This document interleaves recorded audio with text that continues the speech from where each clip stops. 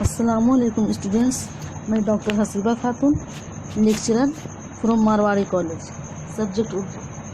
आज हम लोग पढ़ेंगे बिको मोहम्मद बशीर का अफसाना जन्मदिन। इसमें मुसन्निफ ने अपने जन्मदिन का जिक्र किया है। वो अपने जन्मदिन पर सुबह सवेरे उठता है।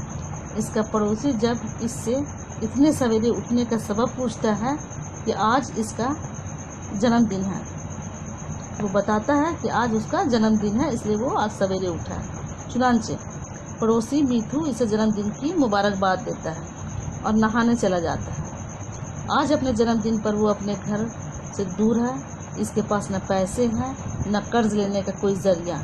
यहाँ तक कि इसने जो कपड़े पहन रखे हैं वो भी दोस्तों ही के हैं। 7 बजे के करीब आराम कुर्सी पर बैठे हुए इसने सोचा कि आज वो कोई भी गलत काम नहीं करेगा, आज वो किसी से कर्ज भी नहीं लेगा। फिर वो अपनी उम्र के बारे में सोचता है, 26 साल है या 32 या 47 साल। वो उठकर आईना देखता है और सोचता है कि वो इतना बड़ा तो नहीं लगता। इसे अपने बालों में सफ़ेदी नज़र आती है। इसे अपने सर में दर्द महसूस होता है। 9 बजे होटल का मालिक इसे देखता है और गुस्से में अंदर चला जाता है। वो होटल में बैठा रहता है और होटल का मालिक देखकर वो गुस्से में अंदर चला जाता है। वेटर इसे उधार चाय देने से इनकार कर देता है। 10 बजे तक इसके होंठ खुश्क हो जाते हैं। गर्मी से इसका दिल बोझल हो जाता है। उसी वक्त 2 ईसाई लड़के खड़ाऊ बेचने इसके दरवाजे पर आते हैं।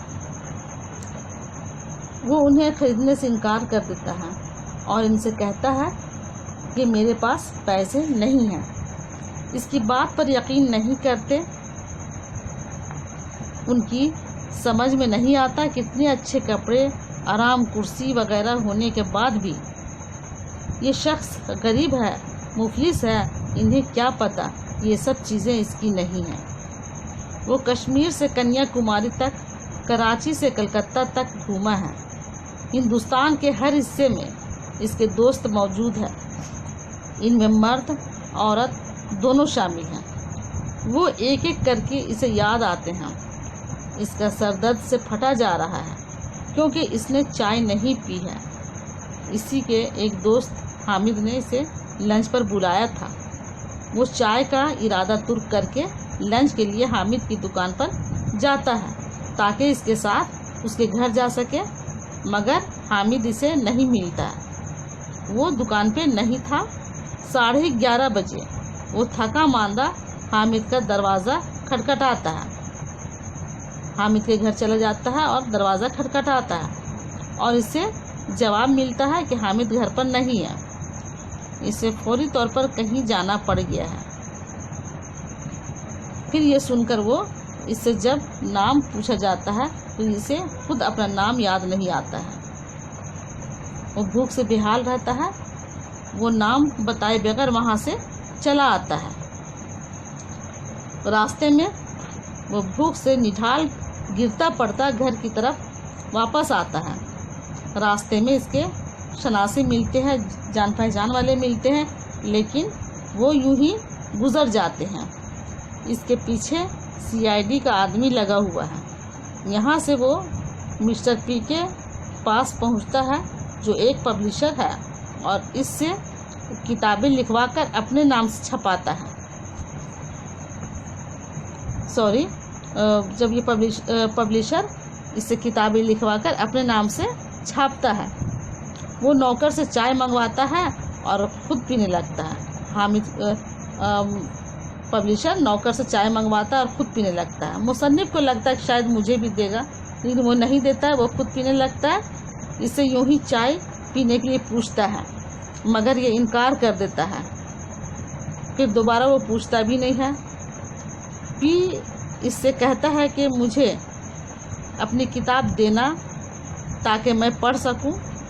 वो वहाँ से निकलकर आगे बढ़ता है। मुसन्निफ वहाँ से निकलकर आगे बढ़ता है। CID का आदमी ताकुब में है। वो 2 बजे के करीब वो थका मांदा अपनी आराम कुर्सी पर ढेर हो जाता है।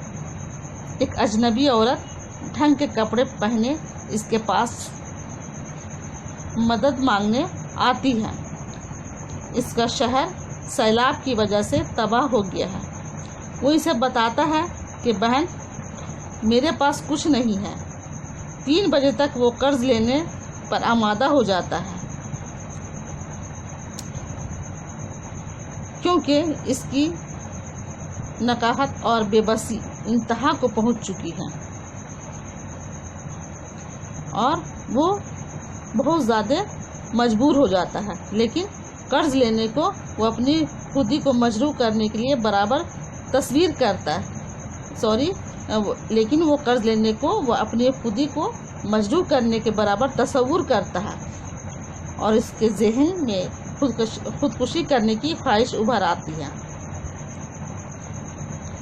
क्योंकि वो कर्ज लेना अच्छा नहीं समझते हैं। 3:30 बजे तक इसकी ज़ुबान लड़खड़ा जाती है। नीम बेहोशी की हालत में पड़े पड़े वो एडिटरों के खतूत की तरफ देखता है जिसमें कहानियों की फरमाइश होती है।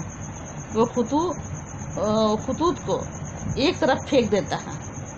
बैंक क्लर्क कृष्णा पल्ले का मुलाजिम लड़का माचिस मांगने आता है। बैंक क्लर्क कृष्णा पल्ले का मुलाजिम लड़का माचिस मांगने आता है। इससे वो पानी मंगाकर पीता है। मुसन्निफ उसी से पानी मंगाकर पीता है। लड़का इससे इनकी तबीयत के बारे में पूछता है।